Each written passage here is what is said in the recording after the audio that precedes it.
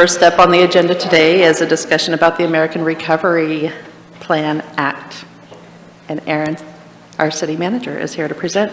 Well, good morning, Mayor, Council, welcome. Happy Monday. Happy Monday, staff. Seen most of these guys, though.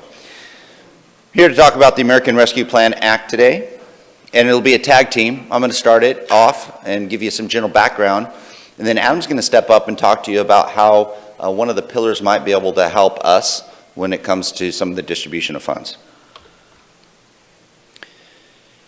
Your relationship to council goals with regards to this discussion is pretty much all of them.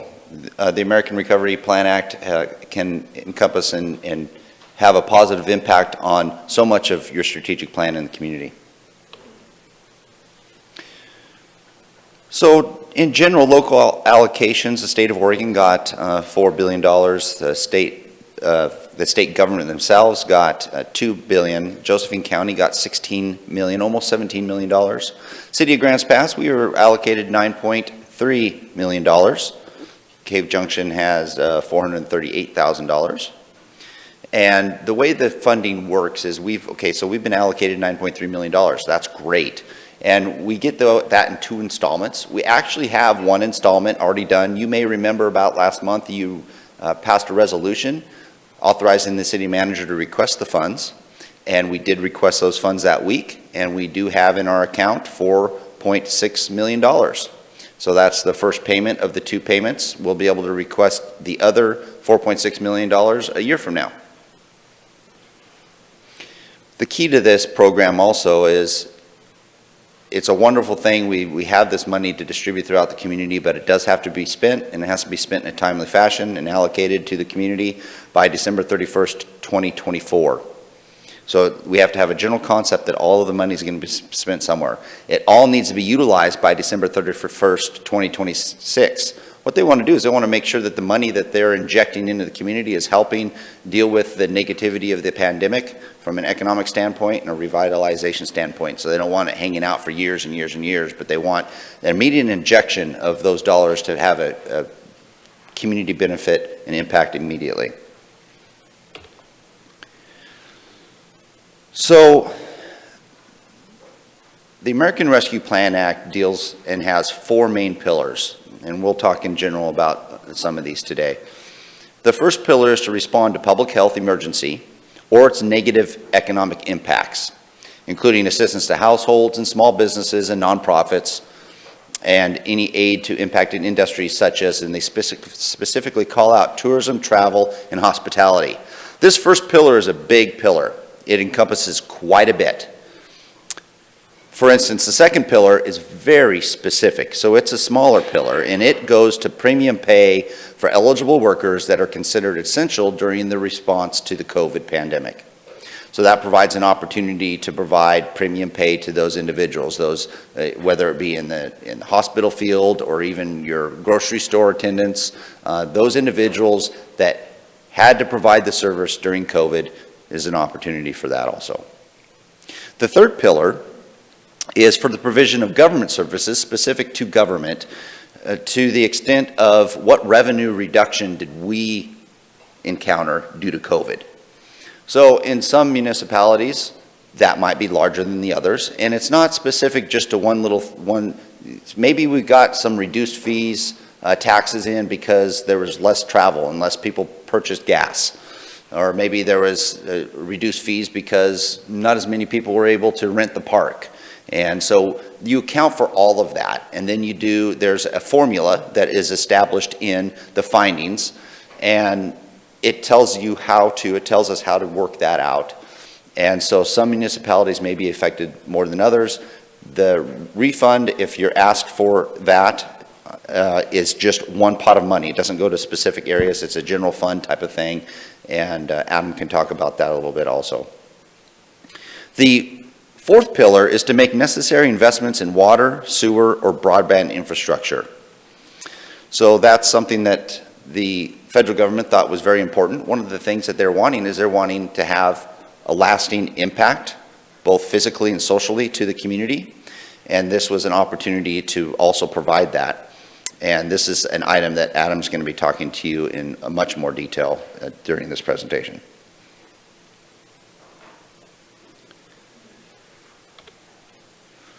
So the guiding principles in general, if you take a look at the way things are put into language on this act and how they're wanting you to spend the money, it really talks about a couple of really key guiding principles, and that is one, leveraging outside funding to maximize opportunities. Who else is doing what, and can you partner to leverage those dollars?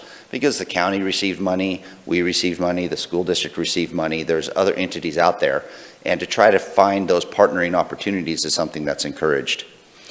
Restore financial stability to support future government operations and prepare for the future. Seek opportunities to make lasting change in the physical and social infrastructure. Ensure accountability and public participation is something that's encouraged. Funds are non-reoccurring, so should be applied primarily to non-reoccurring expenditures. One-time cost, one-time expenditure type of connection. And then align with council's strategic plan are some potential guiding principles that can help us guide us in distribution of these resources. So going back to the American Rescue Plan Act and what's going on so far right now, the county has established a task force, and that task force consists of citizens, local business leaders, government representation, including a board of commissioner, your council president, the city manager sit on this task force, and they've been working for the past 2 months on coming up with an idea of how to put together plans and applications to provide for people to start requesting these funds. Specifically, really, especially on pillar number 1. And this task force helps ensure accountability and public participation. They have developed 2 grant programs that I'll talk about. The first grant program is a grant program that's associated with revenue reduction during COVID, and the other one is programs and projects.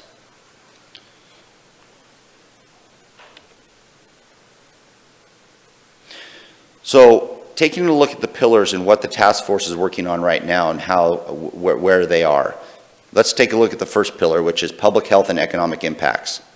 The task force has recommended and has worked a contract with Southern Oregon Regional Economic Development, Inc., SoReady, which you're familiar with. We are partners of SoReady, and so is the county. They have done previous CARES Act dollar grant programs for businesses in the community, and it was a natural fit to utilize SoReady also. So the county and the task force is utilizing SoReady for their first grant program. This first grant program is specifically for lost revenue. The SoReady grant program is for lost revenue. Say, for instance, you're a business, and during the COVID period, which starts really in 2020, your revenue was reduced. And now we're coming out of COVID, but from 2019, which is the base year, to 2020, if you have a revenue loss and you can directly relate it to COVID, you can apply for some reimbursement.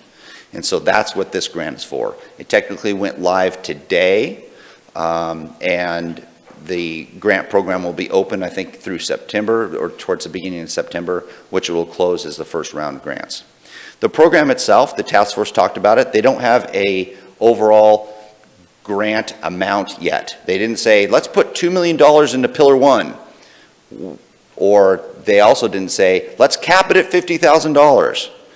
Currently, right now, the task force talked about leaving that open to provide the most flexibility to the policy boards, the Board of Commissioners, and potentially the City Council if you're wanting to also participate.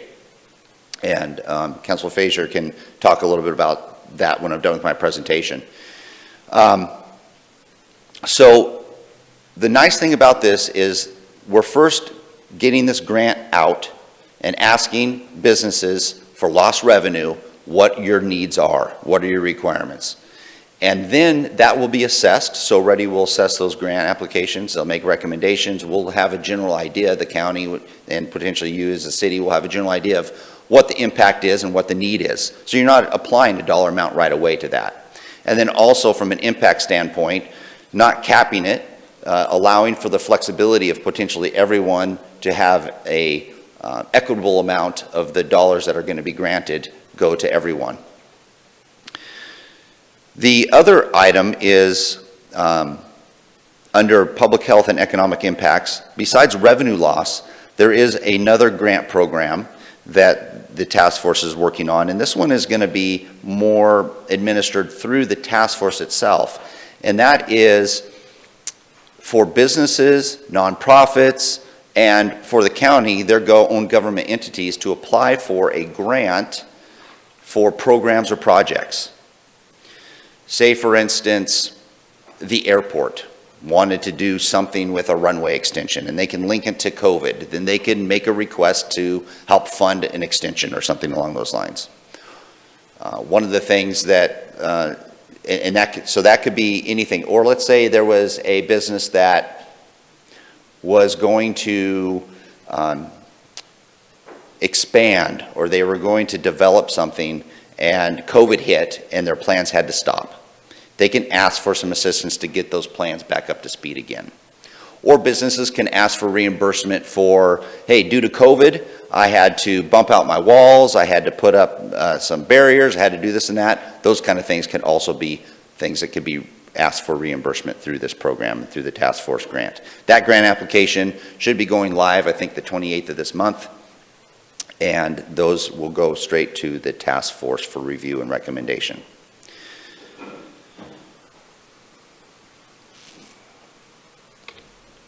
So to talk about the two that I just sort of briefly talked on, the first one is economic support lost revenue. This is going through SoReady.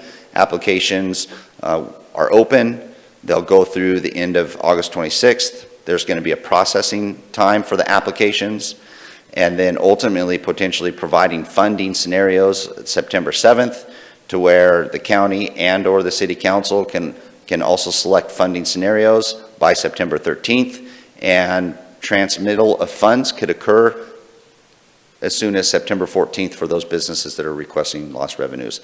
Again, this is for the program of lost revenues that's going through SoReady, that currently the county has a contract for doing this work.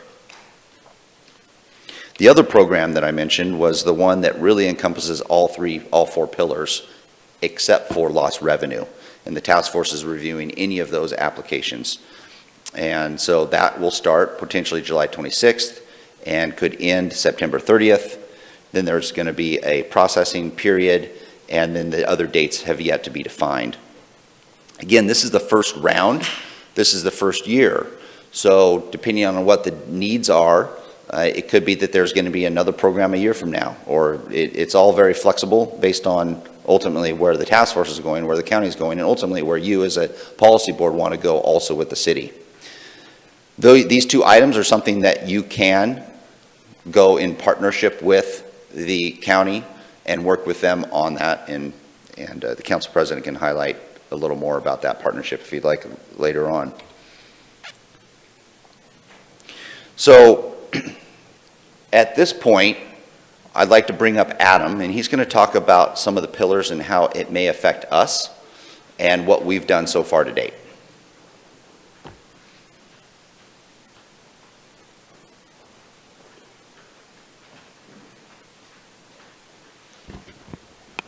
Thank you, Aaron, and good afternoon. Aaron already talked a little bit about some of the economic support opportunities that we could have, but just to give you a history on what we've already done related to COVID, we did the Small Business Assistance Grant in April 2020 for $740,000 that was distributed to the community. We did a collaboration with Business Oregon in August for a total of $45,000. And we also collaborated with Josephine County in December of 2020 for a total of $150,000. So that's $938,000 that we've already invested into the community, a lot of that getting reimbursed, fortunately for us. I also looked at some of the other economic support resources that are available related to the American Rescue Plan Act. I got this off of treasury.gov. And for any members of the public who are listening, or you, the council, if you're unaware of these, those include things like the economic impact payments, those are the stimulus checks, increased child tax credit, homeowners assistance fund, emergency rental assistance, small business credit initiative, employee retention credits, and unemployment compensation. So obviously doing a bit of research to see who is eligible for these is what it would require, but those are definitely some additional resources that are available for our community. And that does not touch the city's allocation of funding. The next one I can speak on is revenue replacement for the city. Aaron mentioned this a little bit as well, but things like lodging taxes and gas taxes were definitely negatively impacted by reduced travel and tourism due to COVID. However, the calculation method that is used to identify how much lost revenue there was piles all of your revenue sources into something called general revenue. Now, fortunately, the Government Finance Officers Association created a tool for any members to use across the nation and Canada as well. So it was a great tool that I used. However, in using that tool, I determined that the City of Grants Pass is not eligible for lost revenue, and here's why. The chart down at the bottom right, except for the red line, is directly from the 150-page final guidance. And it's measuring where your revenues should be by December of 2020. But because our largest revenue source, which is property taxes, we get about 90% of those in November and December. So that red line represents the city's revenues. There we were traveling along underneath where we would have been. And then we got 90% of a full fiscal year of revenue all in November and December, and that just tipped us over where we would be eligible for lost revenue. My first thought was, well, that's not fair. We need to think about an alternate calculation method, which I did. And unfortunately, that alternate calculation method, which factors in a full fiscal year of revenue, also determined that the city would be ineligible, and that is due to the sale of the River Road Reserve. We got several $1 million. That's an outlier of revenue that we don't normally receive, but nevertheless, we did receive that in FY21. So I could go back and argue that the official method is maybe a little unfair, but I don't think that would benefit the city either. I will say that you can also see December 2021, we may be eligible for lost revenue at that point, but we just don't have the data or the information to identify if that's the case or not at this time. So then moving on to infrastructure improvements, specifically water capital projects. We have a rather large water capital project about to start. I'm talking about the water treatment plant. So the rate schedule that we have currently has 2 more fairly significant increases to the rates, which I've listed here. So at the beginning of 2022, we'll have the normal consumer price index increase to the rates of what we're estimating is around 1.9%, but we'll see what that ends up being.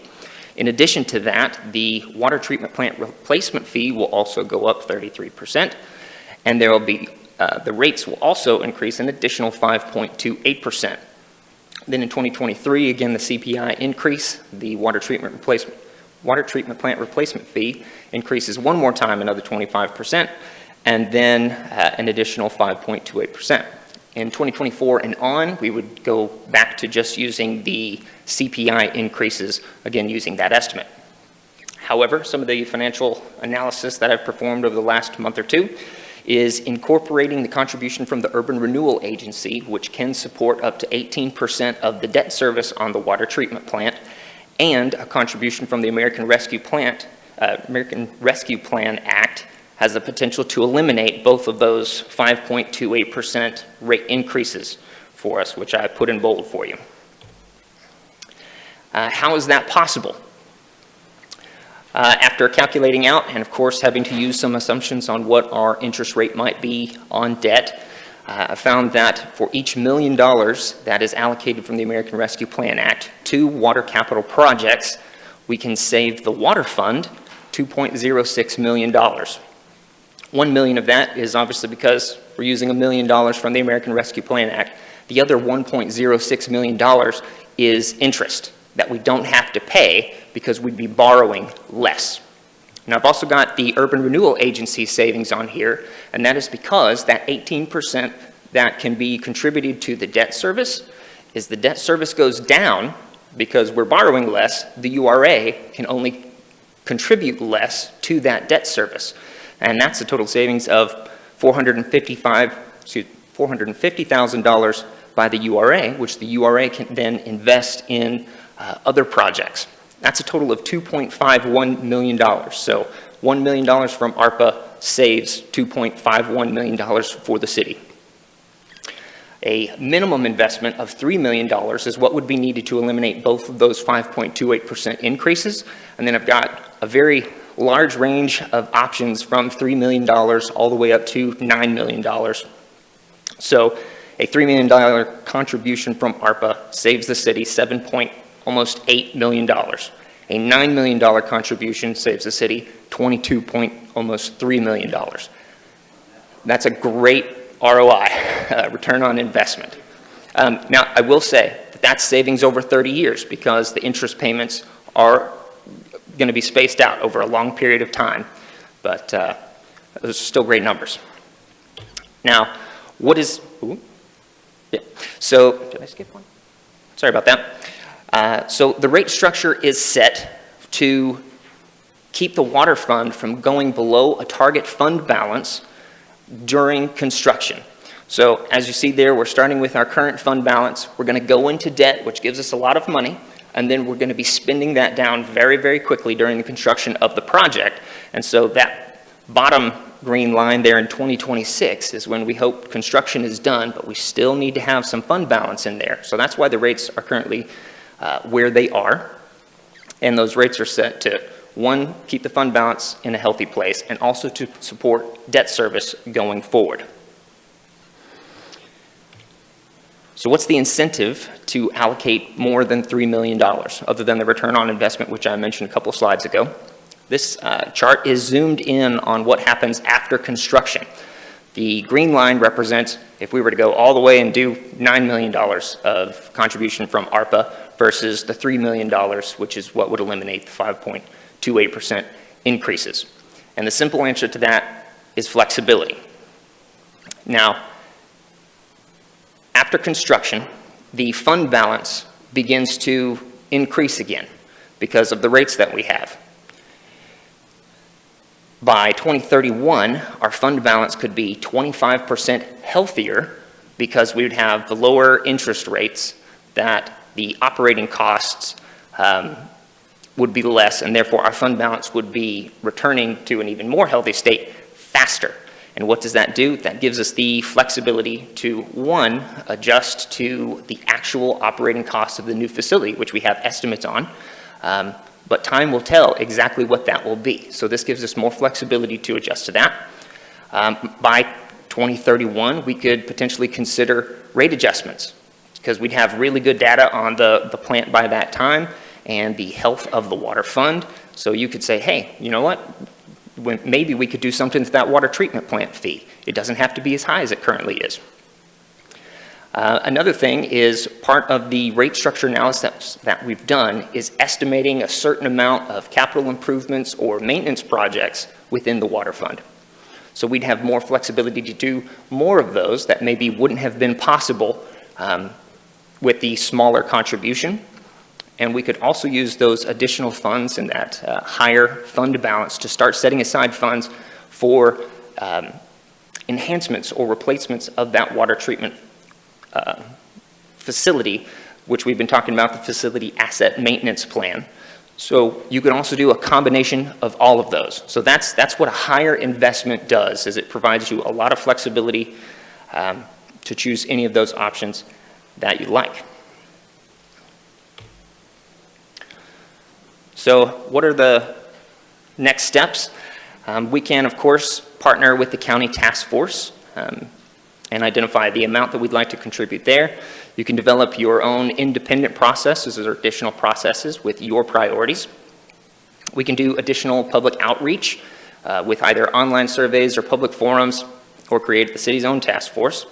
And ultimately, we need council's prioritizations and recommendations on which pillars you would like to focus on and where to use these resources.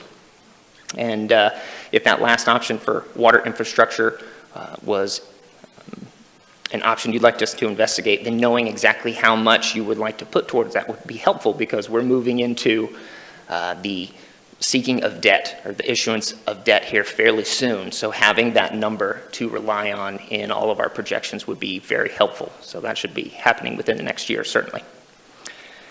And with that, I could take any questions on anything that I've covered. Other than that, we can open it up to council for your discussion. Thanks, Adam. Does anyone have questions? Rick? Thank you, Adam. So I appreciate the fact we have a county task force and we're sitting down with the county as well as the city.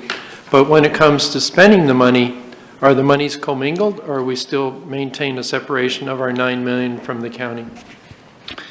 So, Counselor, that's ultimately something that would need to be discussed and figured out. At this point, the county does not have a specific dollar amount allocated to any of their pillars. They're keeping it relatively open.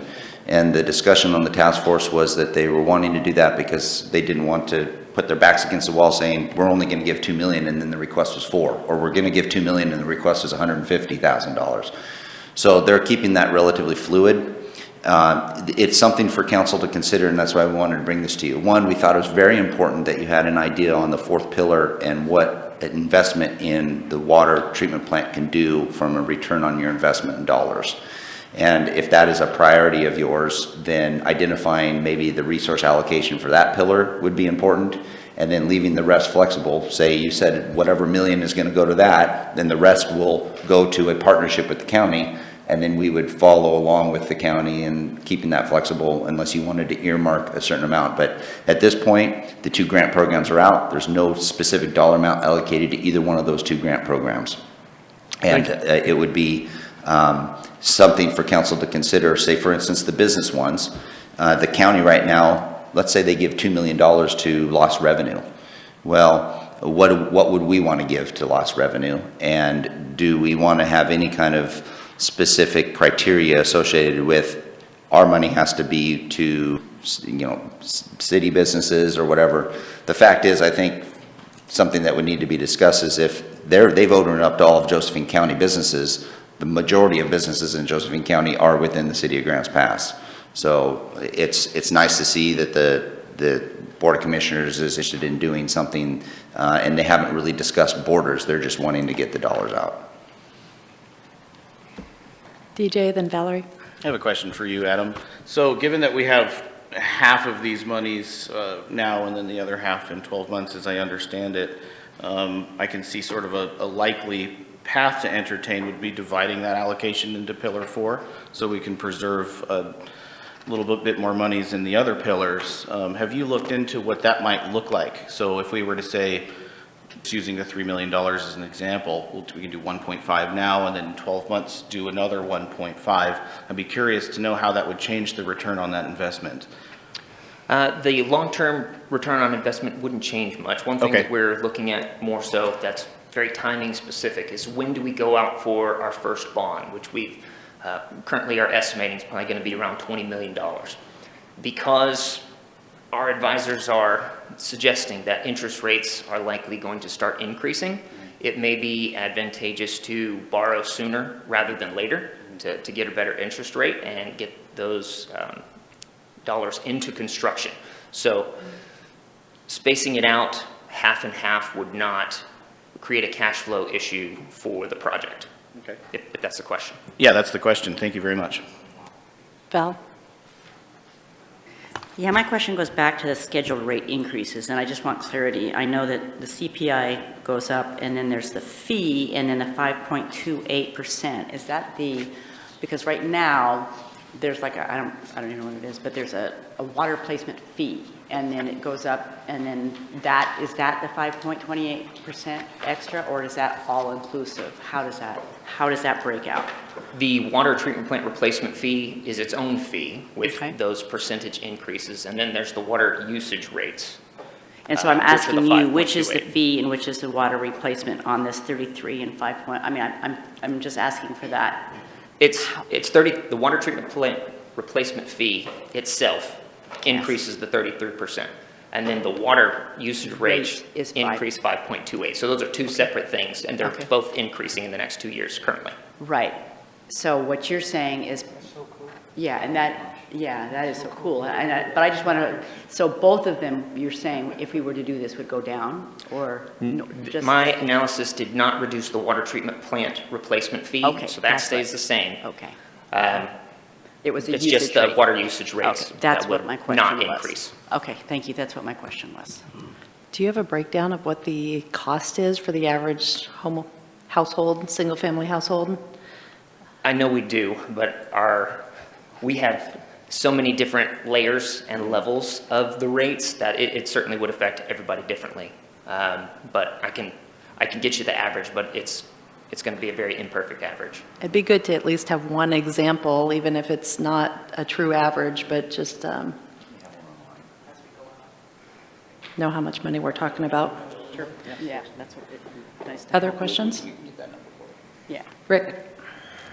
I just want to amplify what Sarah's saying. On that 33%, are we looking at 2 cents or $2 or $20, or what would be a ballpark figure? Because I think that would give us a better, So the schedule has like 8 or 9 different levels, something like that, and each of them are different depending on the size.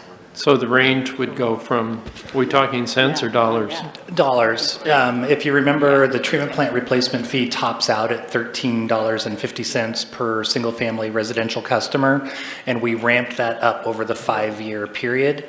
I want to say currently we're at 7, I don't know exactly, I'm getting to where it's at on the website, and I'll get you the exact number, but we have 2 more increases to get it from where it's at to the $13.50. And also that was structured to cover the bulk of the debt service payment and is also scheduled to sunset at the conclusion of the debt service. So that portion of the rate will go away. Okay. When is Thank you. that sunset? 30 years. It's scheduled, the council will have to take action, but scheduled to sunset when the debt is paid off.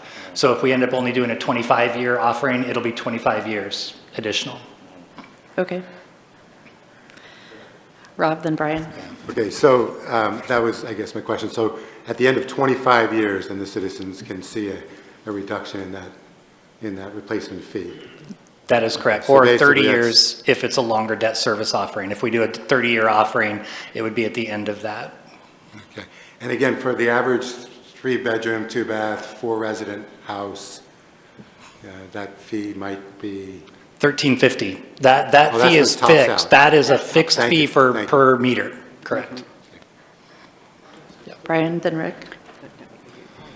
Thanks, Adam. 5.28. Are there other monies coming from the federal government to help businesses besides what local governments are getting? That's what the other was.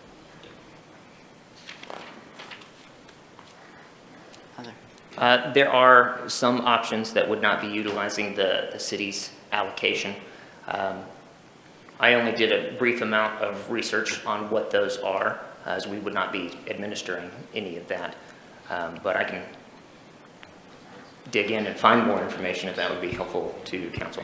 Yeah, some of what's there on the screen are some of the extra programs that have been allocated. They have allocated some whatever $1 trillion into this program, and so many different entities got this type of money or money like this. And there's a number of different types of grant programs out there that are administered by different state and local entities and federal.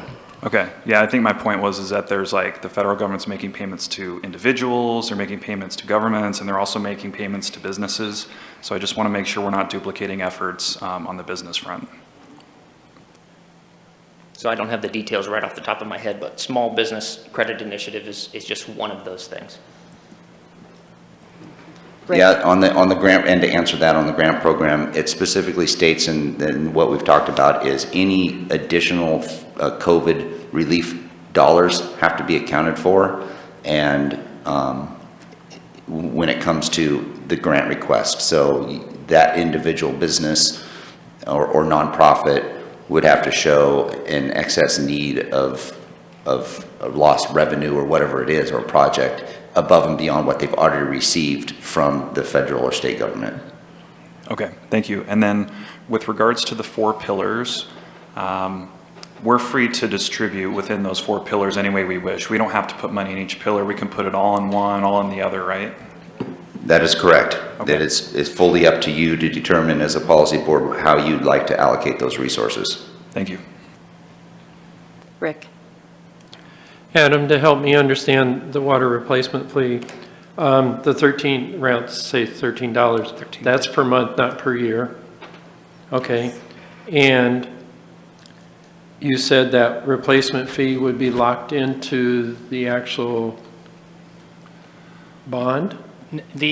The time before that would sunset is tied to the bond. So it runs as long as we're paying debt service, that fee will run. As you recall, when we did that, we tried to find a way that we weren't building all of the debt service into the actual rate, and that we had a component that was separate from the rate that was tied directly to the debt service that we would be able to sunset when the debt service was finally paid off. And so that $13.50 is fixed. It doesn't increase based on CPI. It does not change unless you change the size of your water meter. If you change from a 3/4 to a 1-inch, you'll pay a higher fee, but it does not change at all. And that $13 has already been there for 3 years now? It is not. As you recall, we also started, I want to say at $4. We started very, very low, and it's been creeping up over that 5-year increase. We're currently at $8.10 with 2 more scheduled increases to get it to the $13.50.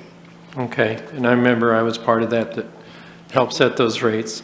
So I know when the new water plant is built, the new one is projected life of 50 to 60 years, correct?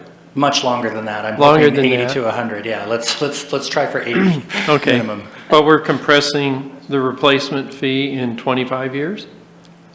So that council that is in place at that time will have to make that decision. As the debt is paid off, the council could choose to reinvest that in the next water treatment plant, but the way we set it up, it will sunset at the conclusion of the debt service. And that council will have to be evaluating the rates. And we want to treat those separately, because that really is just paying for the debt service portion. The okay. rest of the rate is really still there to operate the utility, plus some of the rate is paying for debt service as well. The $13.50 did not cover the entire debt service. That's the important piece. It doesn't cover it all. It covers a very large portion of it, but you still need that rate to support that debt service fee. Okay, thank you, that helps a lot. Other questions? All right, I did have an answer on the rate increase. We're currently an average water portion, and this is just for water only, would be about $26 per month. With the 2 scheduled rate increases, it would reduce that, it would not increase by about $8 per month per customer. So it would save the average customer about $8 per month on their water portion. and that's true with $3 million investment. Is that? That's correct. Okay, so $3 million investment would save this average residential customer $8 a month. $8 per month, correct. And that's money that they have, it's actually saving the increase, so they would just top out their bill where it's at right now. Yeah. Okay. Any other questions? All right, I think we're done with the questions. Council discussion on this? DJ? Sure, yeah, if I could just take opportunity to kind of debrief kind of how my experiences went with participating in this task force.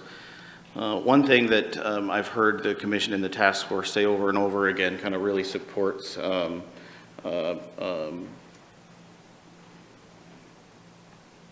drafting guidelines principle number 3, seek opportunities to make lasting change in physical and social infrastructure. They're going to be assigning priority to long-term benefits and returns for the community.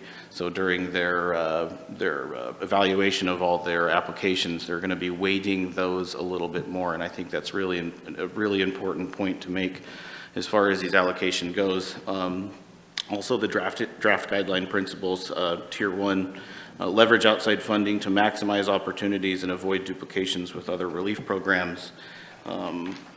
Something that was said in this presentation and I think is important to understand is how they have SIL-ready handling lost revenue and the task force and county directly handling the small business support, rather than the city doing its own version of that with its own applications, own prioritization and process.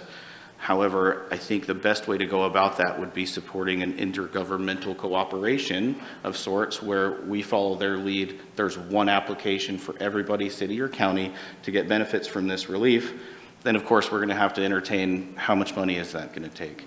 And it kind of leads into another point, whereas they first started having conversations about how much contribution should they allocate. And then they started realizing that the more efficient and strategic approach was to talk about what are going to be the programs that are going to reap the long-term benefits. And so rather than focusing on how much money, they started focusing on the programs strategically that they want to pay attention to. And I think that's a really important angle to go for at the council as well. Using a good example would be our strategic planning process. We assign priorities and strategic plans to things that we would like to see in the community, and we don't talk about the budget implications of those decisions. It's a very strategic and efficient way to implement strategy. So I just wanted to mention that.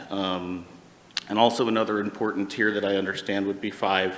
Funds are non-recurring, so should be applied primary to non-recurring expenditures. That's something that I think this council is particularly aware of, considering our budget talks that we had at the beginning of the year and et cetera. And if I wanted to get my own little poke involved with this, I'm very pleased to have been presented numbers about allocation to pier number 4 in regards to our water treatment plant.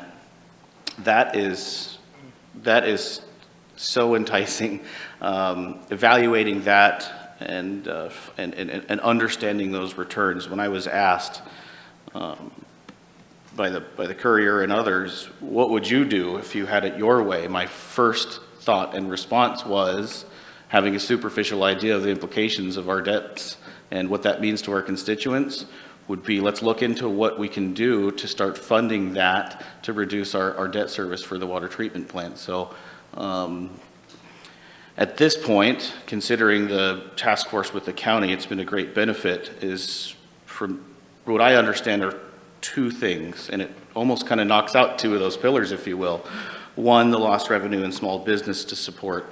We can have an intergovernmental cooperation with the county and handle that pillar efficiently and easily, as long as, of course, the council has some input as far as scoring and prioritization of those applications, because we're talking a large portion of those applications are going to be coming from the city limits. And the second one being, of course, figuring out that allocation to pillar number 4. And that there seems to me to fit the best as far as the long-term return and benefit of our constituents. So that's my debriefing synopsis in about 5 minutes. Thank you. Thanks, DJ. We have an unusual opportunity here with some special funding, so it's good to be thinking about ways we can make a long-lasting impression. Joel. Well, and adding to what DJ said, the other nice thing about reducing the debt, it frees up money from other sources, like urban renewal dollars, that would otherwise go to pay that debt that don't have to now. And so those other dollars then are available for investment in the community that don't have strings tied to them, specifically like this does. So that's an important thing too. They do have strings attached to them, but it's different strings. Rick? In our discussion, I guess I'm a little sensitive. Initially, I would say I don't want to see putting all our eggs in one basket, and that we look at different aspects in the community just to provide stimulus. And one of the things I would like to see when we look at further programs, housing, because if you don't have housing, you can't even get people here to be employed at the water treatment plant and so forth. So, Aaron? In anticipation of that, recognizing that that is a priority, a high priority in our strategic plan, I've reached out to Josephine County Housing and encouraged them and will encourage them to look at this program as an opportunity to put in affordable housing here in the county. The way it's, and within the city, the way it's set up, it's ideal for a nonprofit, and it is defined in the act that affordable housing is an allowable expense. And to get, the most efficient way to do it would be to get Josephine or Jackson Housing Authority to either individually or partner to develop a program and a plan and apply for funding to make a program like that successful. So I have started that initial outreach, and we'll continue that conversation to see if we can encourage them to apply for some of these funds. Rob, then Brian. Yeah, I appreciate everything that everyone said today, and Adam's presentation that basically shows that no matter what we invest, we're going to be getting about 250% return on our investment, and that's just amazingly powerful. So it's obvious to me that we've got to consider that at some level. I also appreciate what DJ was saying. I'd like to add one thing that I don't think that I really have heard any support for yet, even though it is one of the pillars, and that was essential worker pay. And I'm probably the only one in the room, actually, who is even close to that. We're seeing that as a reality from an employment standpoint, even though we all benefited from essential workers during the entire COVID period, whether they were grocery store clerks or convenience store clerks or people work in doctors' offices or pharmacies. But I believe that anybody who is making under $20 an hour as an essential worker, we really deserve to pay our gratitude towards. So I would look at that pillar as basically the pillar of gratitude. And I know that I had several employees who quit and got unemployment. And believe it or not, even though they really shouldn't have. I had one employee who got triple what she was making. She was working 2 days a week, and she quit and ended up triple because of the extra $600 or $700 a week, etc. But the people that showed up and worked full-time through the entire pandemic, who were full-time, I would define as maybe over 30 hours, who made maybe less than $20 an hour, I think those people really stepped up. And if it wasn't for people like that, we would have needed the National Guard to deliver groceries and medicine. We would not have had anything close to a normal life, quite frankly. And I think that gratitude is important here, and I really feel that roughly $1 million or so of our $9 million should be go towards payments of gratitude to essential workers who are basically low income and showed up, even though many times they had more expenses, they had childcare and things of that nature that they had to pay for because the schools were closed. So I think gratitude really needs to be considered in our decision. Brian, then DJ. There's been a lot of good ideas so far. I'm really trying to stick with the invest in what's going to make lasting change in our community, as opposed to just, kind of spreading the money so thin doesn't really make an appreciable difference somewhere. So I appreciate Rick bringing up housing, because I was pretty surprised that hadn't been brought up at all yet. Housing is something that has been on my mind, and looking through our top priorities for this year, I didn't really see anything in the presentation that talked about housing or the unhoused or, wildfire mitigation with regards to having our infrastructure hardened to protect against wildfire and other severe weather events. So I do like the idea of the water treatment plant idea. I think that's good. I think duplicating efforts by giving money to businesses when the federal government's already doing that, I think is a duplication of efforts, and it doesn't create lasting change, and it's money that's taking away from our top priorities for this year, which we haven't even addressed yet. Housing, unhoused, fire mitigation. We haven't really done anything on those yet, and we have this money. I really think we should see what we can do in those areas with this money, because this is a one-time opportunity, and we've got some big problems we need to solve here, and this could be a really good opportunity for that. DJ. Chair, I have 2 points to make. The first point is in regards to this presentation, and perhaps of hearing words of disappointing not having these things. This is our first meeting to talk about these things. It is our job to direct staff to bring the information about the programs that we want to reap benefit with the ARPA money. And I'm sure they're over there taking notes and making sure that in the follow-up meetings, these things are going to be addressed: housing, essential worker pay, those kind of different things. So I think a paradigm shift in understanding this is the first meeting, and their response is to come back with the information about those programs, and that's why you're not seeing it. I think it would be a whole waste of time and inappropriate otherwise for them to come to the table with us about, oh, you could do these things with housing or otherwise. So that the flow of information is going to staff, and we can expect it to come back from staff at the next meeting. So I wanted to follow up with Rob, what he was saying about essential workers. I'm curious as to how that would be facilitated. Perhaps anybody in staff that would know how those dollars would go from ARPA funds into the essential worker industry and then distributed to the essential workers, maybe using an example or something. I don't understand that connection yet. So with the current setup right now with the task force and the direction that's going there isn't a real champion for that pillar. That pillar is almost a standalone, and it is very specific. It's one of those very specific pillars. So if council said that that is one of our 3 priorities for these dollars, the city may need to step up and implement its own essential worker pay program, and that is and then we would establish those guidelines to where we could get those individuals to come in, because the way that the task force program is, it's revenue loss is is the SO-Ready one, and then there's projects and programs. The likelihood that you could potentially get, say, Asante to submit an application for essential worker pay, and that could work, but it's not going to be, it would be an industry specific or a company or business specific request.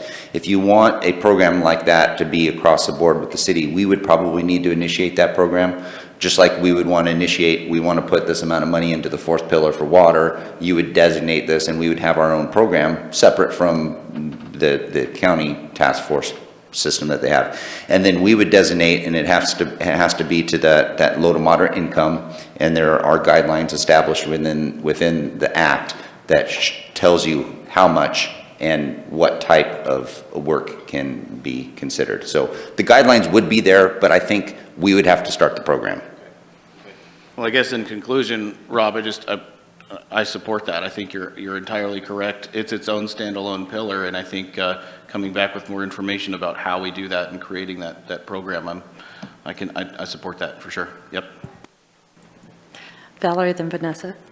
Yeah, it's kind of interesting to see how this runs, because we know, of course, the county's getting money, city's getting money, school district's getting money, and I do think it would be interesting to see where the school district is coming with the money as well, because there's certain areas like I totally appreciate all the work that Adam's put in. I think this is a great idea, knowing how we can use it to hit the biggest number of people with water. But like public health, I know mental health is a really big part of it, but that's not something that we really know how to deal with. So to me, that kind of sounds like a county, that the county might be talking to do something with a mental health issue. So I would be interested in that. I agree, Rob, with that. The essential worker premium pay, that kind of doesn't have anybody to champion it. Because I agree, how do you get that going? But I would agree with him that there are some people that truly need to be rewarded for stepping up and filling that role that had to be played. And then I get the lost revenue. My question on the water, sewer, broadband, and it kind of goes back to the housing a little bit. And I know you talked about, maybe having Jackson and Josephine County step up and do something affordable housing. But oftentimes that's something that's going to have to go on and on and on, because it's going to take administration of the 30%, 60%, and all that sort of thing. My thought is it possible to spend money on water and sewer in areas where we know right now are on hold, where we have developers willing to step in and build housing, but we don't have that infrastructure there now. I'm just looking at it, that was a question that I had, because we do know we have, that, and that's, it's the age-old adage that we have to build housing. I mean, that is such a crisis in our community right now, is housing, whether it's affordable housing or non-affordable housing, by building duplexes, triplexes, multifamily, anything, that is going to relieve a certain pressure. And I just feel like we're at a pressure point, so I'd really like to know, what we could do to give a big oomph to that housing and make it happen. So the housing thing, it's the way the act is written, affordable housing is an allowable expense. And of course, it seems like the most efficient use is to follow some of the guidelines, which is try not to create your own program. If you've got someone that is in charge of that or is in their wheelhouse, incentivize them to do that. Incentivizing them through a grant or something like, say, Jackson or Josephine Housing to purchase the land, construct the housing would be ideal. Now, let's say there weren't any bites on that, but that was still a priority of council. Council could still utilize those funds and take the lead themselves. And they can say, okay, we authorize the city manager to start moving forward, and we could purchase the land and we can start putting in some public infrastructure. And some of it can be associated with these dollars here, as long as it goes to that affordable housing. And so we could have a huge impact on incentivizing that if a current nonprofit that is their wheelhouse doesn't come to the table. Does that sort of answer it? But it is pretty broad. As long as we do that, we could go from purchasing the land to putting the infrastructure in to building it and turnkey. Here you go, and have someone manage it.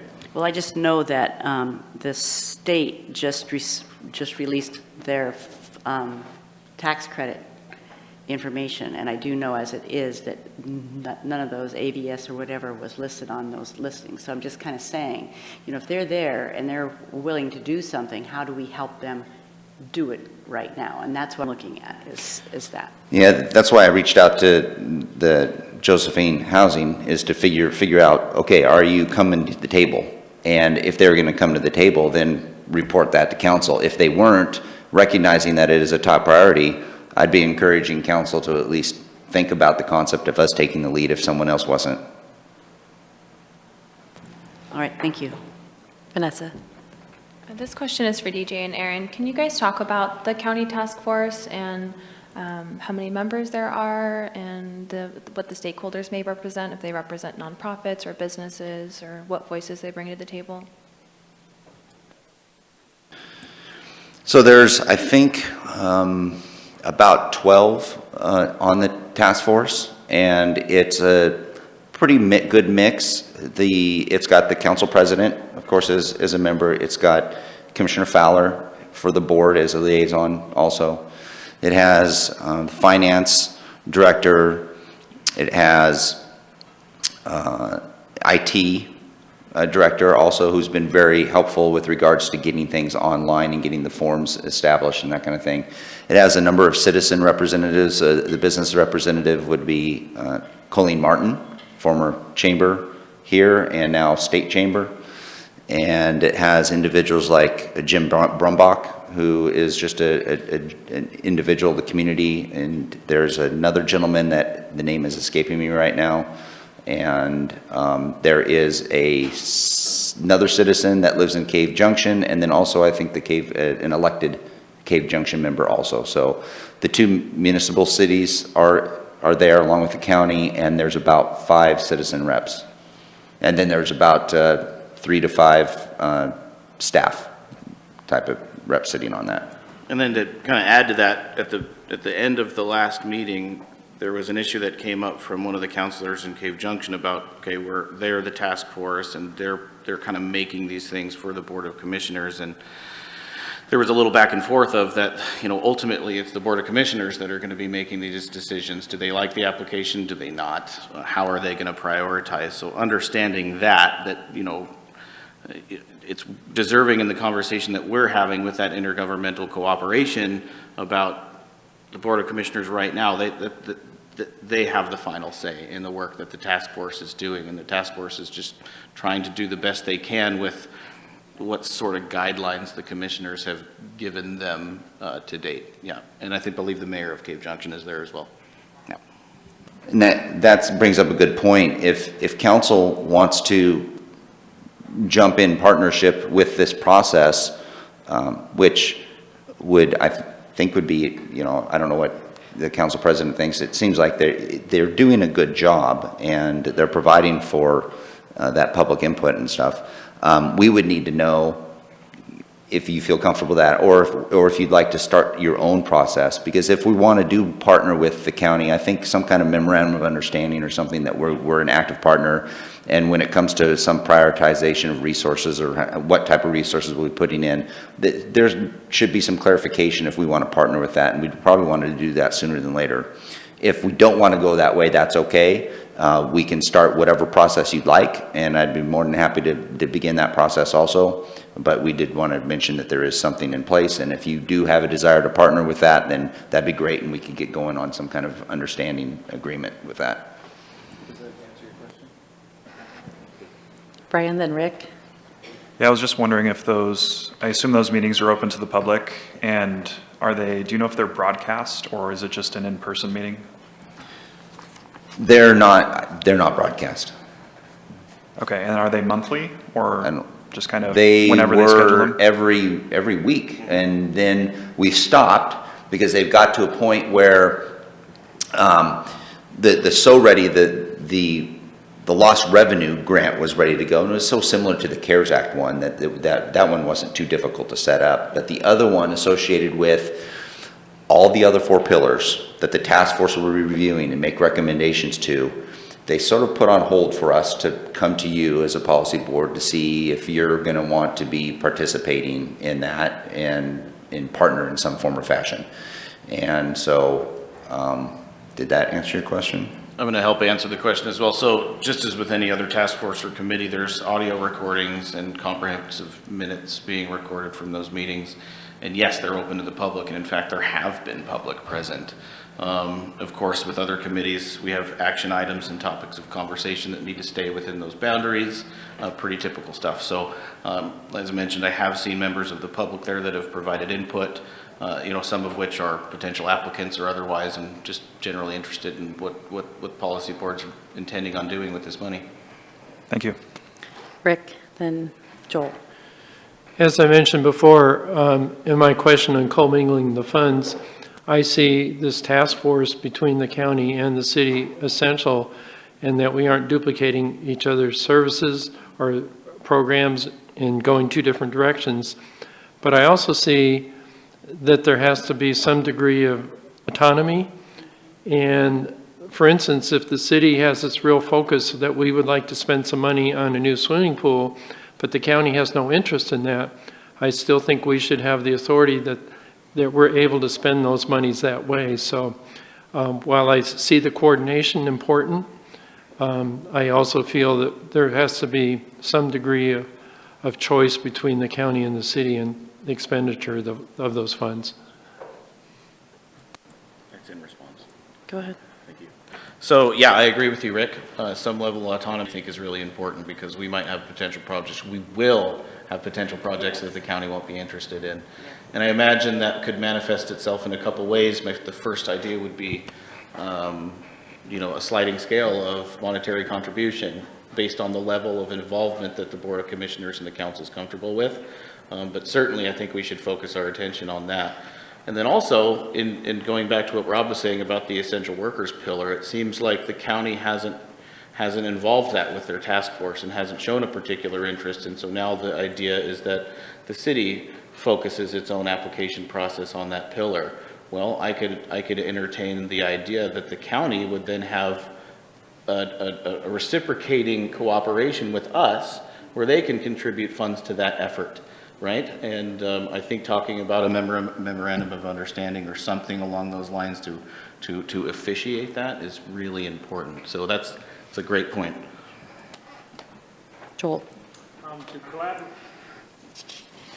To collaborate with the county at this point in time is a no-brainer, I think. Otherwise, we end up with two separate bureaucracies that can be much less efficient than needed. And then the allocation of dollars becomes the key point, where how many dollars are we going to put forth to what pillar? And but I think we need to take advantage of the relationship. Relationships precede substance, that we get that relationship in place, and then we can get to the substance, and we can make good sense of that. And this is $9 million, so this is not an exclusionary process. You know, it may not be what Rob says or what Brian says. It may be what Rob says and what Brian says. And so I think we need to address that, but we need those relationships now with the county. Brian, then Valerie, then Vanessa. I respect you, Joel. I respect you. I respectfully disagree. I don't think it's a no-brainer that we need to partner with the county. I think the county may have wildly different priorities than the city has. And there might be some overlap, and there might not. So I don't want it to be a foregone conclusion that we need to partner with the county on this, because at this point, after, we're in the middle of our first meeting, I don't know that we're going to partner with them at all, or maybe we're going to partner with them deeply. So I don't know that it's a foregone conclusion, but I do know that the city's priorities are quite different than the county's. So I just want us to keep that in mind. So with that, then we allocate, you still have allocations. And if you don't agree with that priority, you don't fund it. But you still have a collaborative relationship. Valerie, then Vanessa. Yeah, I can kind of say we're saying the same thing. I think,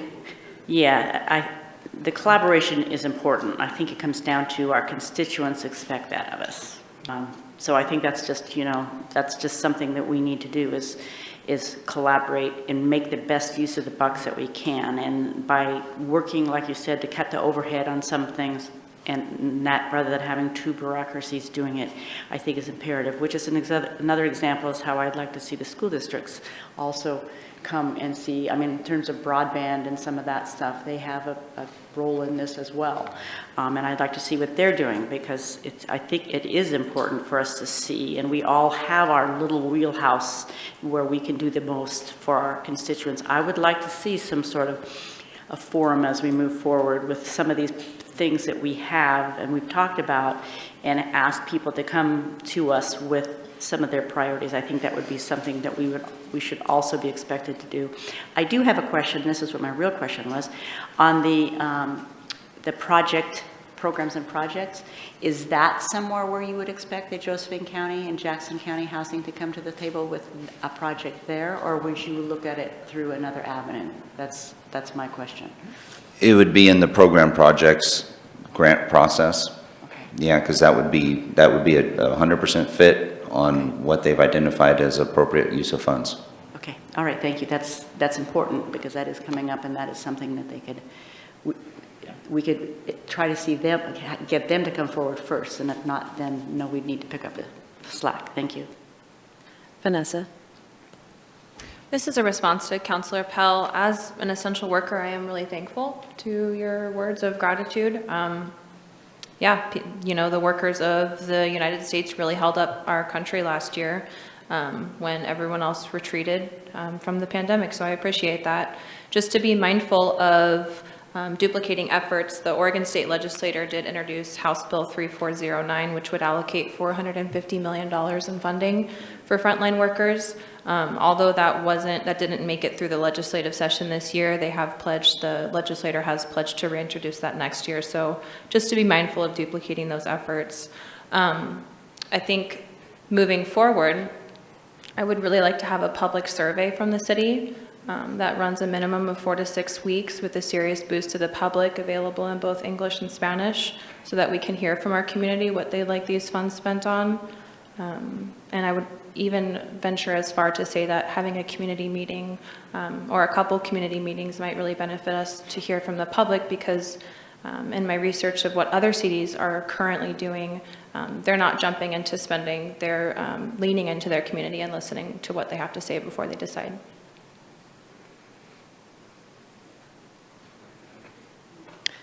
Other comments? All right, well, going forward, we've had a couple of ideas. People have discussed housing, the unhoused, broadband, a survey. What do you want? Brian? I like what Vanessa said about getting community input through surveys and through public meetings here in the chambers or elsewhere. I would think that'd be a good step to do early on before we get too far down any path. Okay, I'm seeing some heads nod. Shall we raise hands in support of a survey / community meeting, community gathering process? Seeing all the hands. Rick's got 2 up. Kurt's got 1 finger. It kind of balances out. Wasn't that finger. All right. Survey information gathering. No. It was his pointer finger. Okay. Just realized that they couldn't see you, so I thought I'd clarify it wasn't that finger, but, all right. Some sort of survey information gathering will be our next step. All right, thanks for the good discussion. Aaron? Is there any, I'm just wondering, for the next time DJ and I have that meeting, is there anything you want us to take back to the task force or to the Board of Commissioners about our interest in partnering? Is it do we want to get direction there? Joel? Yes. Thank you. Well said. Well, I mean, it sounds a little premature if we don't know how we're going to allocate funds, but it sounds like there's some interest, at least in not duplicating efforts, if that's what you mean by collaborating. Yeah, I think it's important to just start having that conversation. I think at this point they're already aware of that, and I think they're actually expecting that kind of reciprocation at this point. So I'd like to bring that to the table. I'd also like to expand it to include like the state, like Vanessa did for us. I mean, she did a great job there. And to not necessarily maybe collaborate with them, though that would be great, to at least be aware of it, so to see where we could make it even better. Is there a way to bring in like Lily or some of the people who have been at the state and have kind of seen what has going and what may be coming back again? I mean, because they might have some valuable input as well as to what the state has going and what they are planning on bringing back and what they think will be successful moving forward coming from the state. Brian? Yeah, I was just wondering if that next county meeting has been scheduled yet? Aaron or DJ? So they've decided that I think the next 3 weeks from here, they're not going to convene because they've finalized that application process. But I think they've left it open for meetings in case. So that conversation might not manifest in that task force meeting. And then we'd have to decide, do these kind of cooperations and discussions need to happen in that setting? So that's a great question. You know, how should that information be shared? Joel? And I'm not sure how this plays into it. I know in our business, which we sold before the pandemic, and we got a bunch of federal aid and checks to us in the tens of thousands of dollars after we sold the business. So, you know, what Brian said in terms of the federal program and what they did, we sent it back. I'll let you know, we sent it back. We didn't accept it. But there's been a significant federal effort. And I know my kids with their child credit stuff. So, you know, just to be aware of those things so that we know the situational awareness so we can make good decisions. Valerie? And I was just going to say, they obviously put out some information that they're planning to prioritize, and the whole purpose of it is to find the need. You know, once we kind of get a feeling of what kind of need we have, that's, I think, when we really have the big discussions, because until we put out there and see, you know, and I kind of get the feeling that that's what they were doing too, is just, you know, how much of a need really is there. Maybe it's not as big as we think because all these other programs are doing there, but let's put it out there and get an idea, and then we can start having the in-depth conversation as to prioritizing where it needs to go. So I think that was probably their reasoning, as they got together the grants and they got together the applications. Let's put it out there. We won't have a discussion until we have something to talk about, and at that point, we'll have something that we can really put our fingers on and get a feel for how much need there is and in what areas, and that's when the real conversation, I think, will happen. In the meantime, though, it might be a really good thing to send our own survey out, and so we have a survey of our own citizens and do some sort of public meeting to say, okay, what, you know, come to the table and tell us, so that when we go to that meeting, whatever, we also go armed with what our constituents feel. Are we ready to move on from this topic? Yeah. Brian has one more thing. Yeah, I forgot to mention one thing when I was reading the bill, when it was talking about investments in infrastructure for water. There was some language that says necessary investments include projects that are required to maintain a level of service that at least meets applicable health-based standards, taking into account resilience to climate change. Also include projects eligible for assistance, include projects that improve resilience of infrastructure to severe weather events, and create green infrastructure and protect water bodies from pollution. So that's something that hadn't been discussed up here with regards to the water treatment plant, but those kinds of projects are eligible for these funds. Thank you. All right, next up on the agenda, we have a discussion about reclassifying a city position. And take it over, Aaron. Thank you, Mayor, Council. So coming before you today to have a request for council to establish a facilities maintenance technician position within our salary schedule. It would be an amendment of our existing compensation plan. This supports council goals of leadership by ensuring efficiency and effectiveness in city operations through appropriate staffing and cost-effective maintenance of city facilities. So we recently had a PAVE report, and they did property management, which is now the facilities division, and recognized that there's a very important thing with regards to proactive approach to facilities maintenance and repair.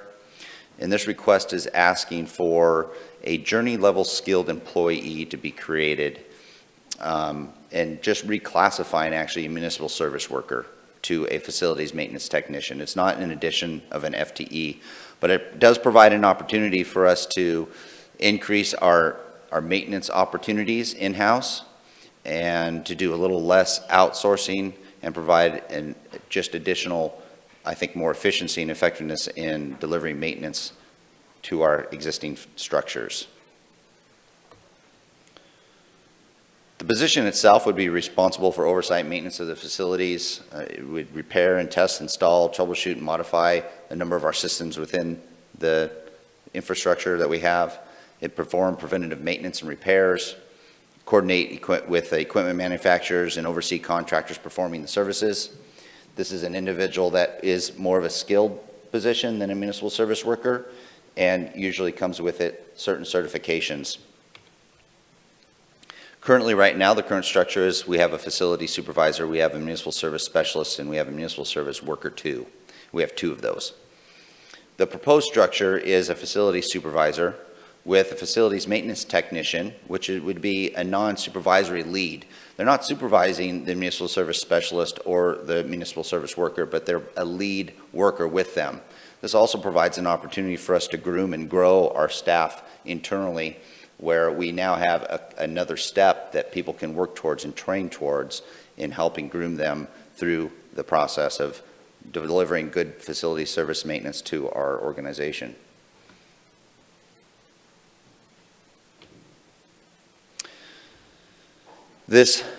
request does not create a new FTE. It takes an open municipal service worker currently right now that we have unfilled and reclassifying that to a facilities maintenance technician.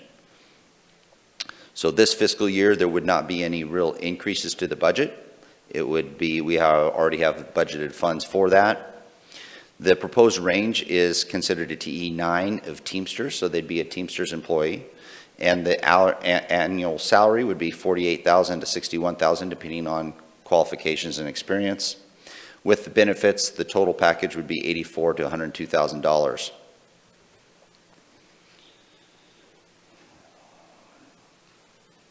We're looking at, but because of the vacancy, even though there is an increase in the annual salary, the budget still has the ability to pay for that without it going over budget because of those savings. Moving forward, we'd be looking at maybe a $12,000 increase each year because of the creation of this position.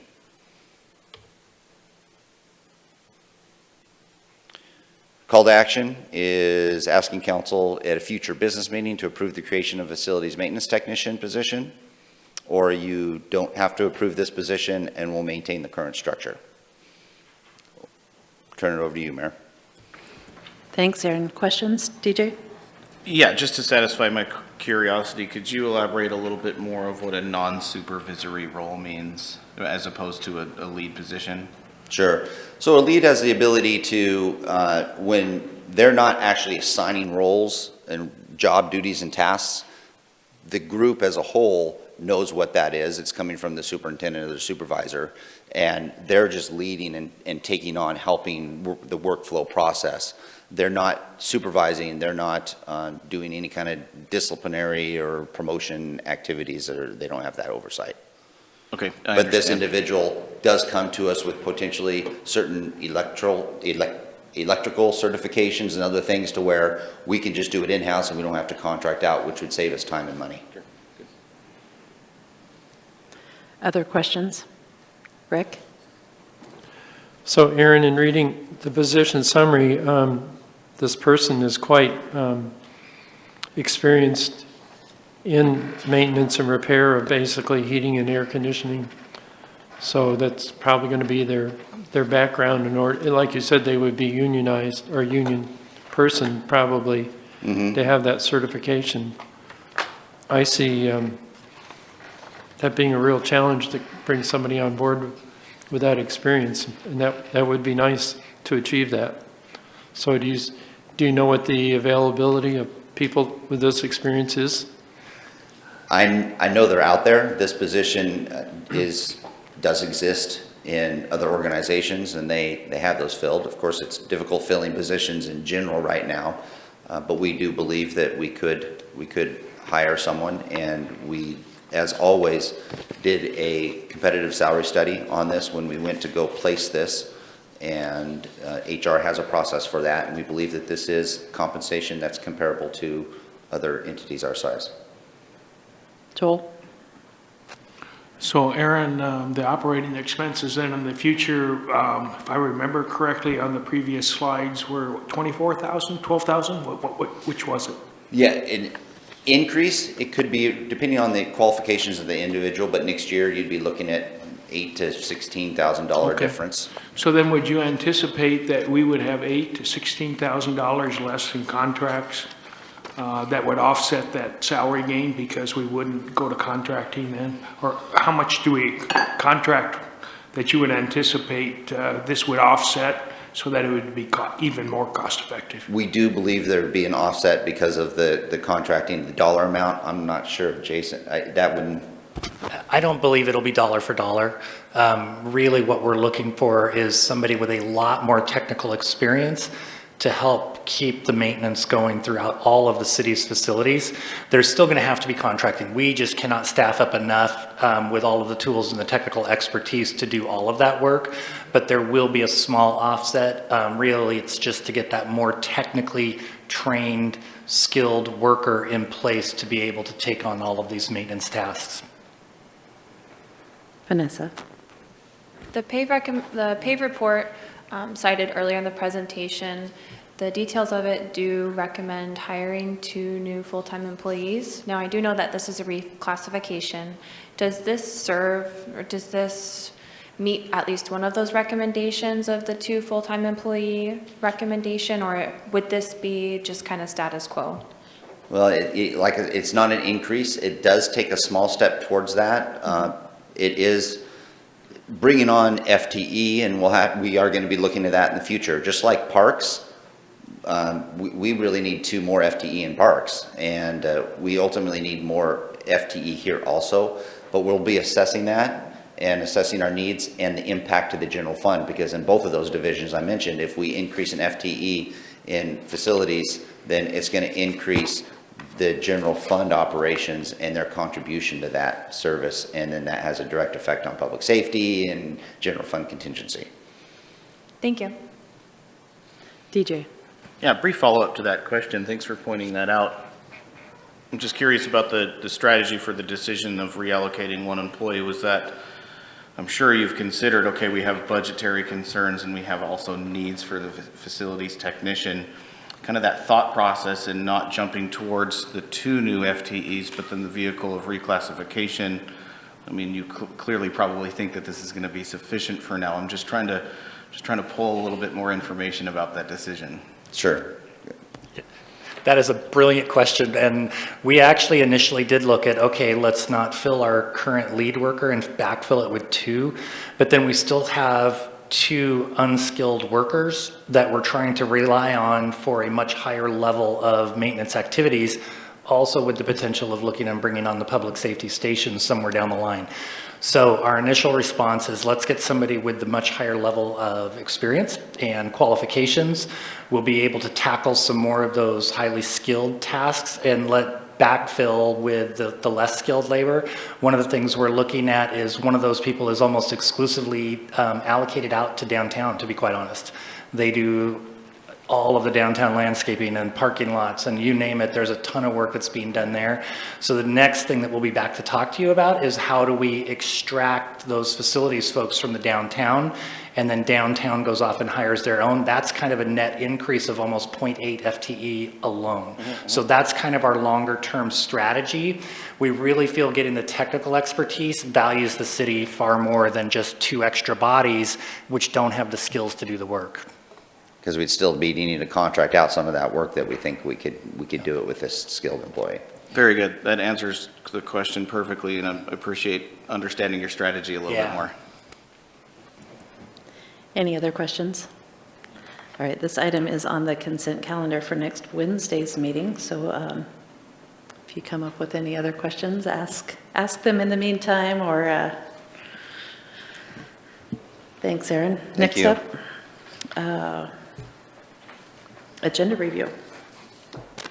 So our next meeting is next Monday. We have strategic planning priorities. We're going to be talking about our second quarter work plan update and then kind of reassessing what progress we've made so far this year and what we'd like to continue to work on through the remainder of the year before we come back around to that big strategic planning session next January.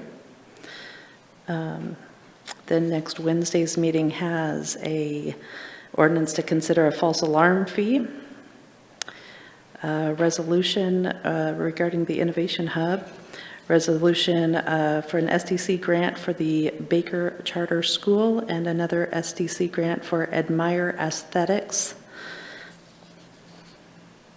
The consent calendar has a resolution that would amend the comprehensive fee schedule, a resolution that would award, I assume, a grant to the Dollar Mountain parking lot, a resolution to reclassify the facilities specialist we just discussed, and a motion to approve the May monthly financial report, and to appoint a Parks Committee member and a Bikeways, Walkways Committee member. Any discussion, questions about any of that? Valerie? I just have a question. I'm assuming that the parks and bikeways and walkways have been notified that they're going to give us a recommendation and give reasoning for that. I mean, did we ever, I know they oftentimes do, and we've discussed many times what they're going to tell us why, and I was just wondering where we were with that. Parks Committee had their meeting last week, and they're prepared. They will they're- have it ready for us, and Bikeways is tomorrow, and I will make sure they're prepared too. Okay, thank you. Question answered. Thank you, Brian. All right. I've made a note here that we need to come back around to that Welcome Center funding conversation that we dropped last week. Does anybody else have anything they'd like to be added going forward? Brian? Yeah, I saw that originally we had the SDC Affordable Housing and Construction Excise Tax scheduled for June 28th's workshop, which was last month. And it was moved, I thought it was going to be moved probably until like August, but I see now that it's been moved to TBD. So it's on the back sheet, and it is not currently on the agenda. So given that housing is one of our highest priorities, I would like to get that put on the agenda as soon as possible. And I would probably even go so far as to say if community development needs to reprioritize what they're doing, then I would be in favor of that too. Do we know why that got bumped? It was on the agenda previously for August. I do believe the council asked for Housing Advisory Committee input on that, and they have a meeting this Friday. So we'll be talking more about that on Friday morning, and we can certainly, we're prepared to move it up. Maybe So get it whenever back you- on here? Okay. Thank you. Other questions? Joel? Just so that we put it on the radar, we don't need to schedule it yet, but it needs to be scheduled in the future. The Parks and Pools Committee have been working hard on recommendations for the replacement of Caveman Pool. And so we need to add that to the back of items to be scheduled. And I would guess, not to put pressure on them, but I would guess around September or October, that could be coming towards us. Okay. All right. Well, we'll be talking about a whole bunch of things related to this next week, so we can reschedule things as needed for the rest of the year after we have our strategic planning discussion next week. Vanessa? Quick question for August 9th, I'm seeing automatic responses, DPS. I'm not certain what that is. Jim, do you know? First time I've seen it as well. I've not heard. The only thing I can guess is usually the automatic response is an auto aid, and that's through fire.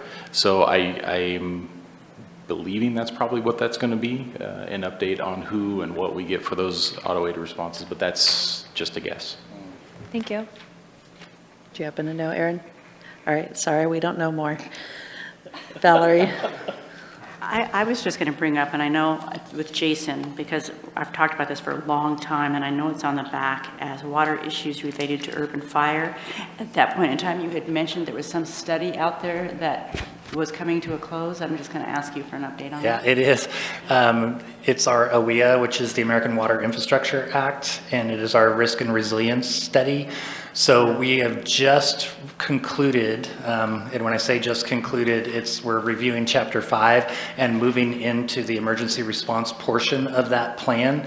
Once that's a little bit farther along, we'll bring that to you in a presentation, and it does talk about fire risk and resilience to fire, as well as several other potential risks to the water system, some of which we'll talk about in more general terms because it is an all hazards plan, which does include both man-made and natural hazards. So we don't want to give away some of it just because it is sensitive information, but the stuff related to fire and natural disasters, we definitely more than want to make you guys aware of those. And so my question is does that come under, it obviously doesn't come under the emergency management update. No. That's a completely different thing, right? So that's what I was clarifying. So this will come at a later point in time? The risk- Yeah, I would guess we'll be in front of you probably in late fall at this point, maybe early winter with the final plan. Okay, thank you. All right. Anybody want to adjourn, or should we stick around for a while? What do you think? DJ? I move to adjourn. Second from Vanessa. Thank you. All in favor of adjourning to next Monday? Aye. Any opposed? All right. See you next Monday.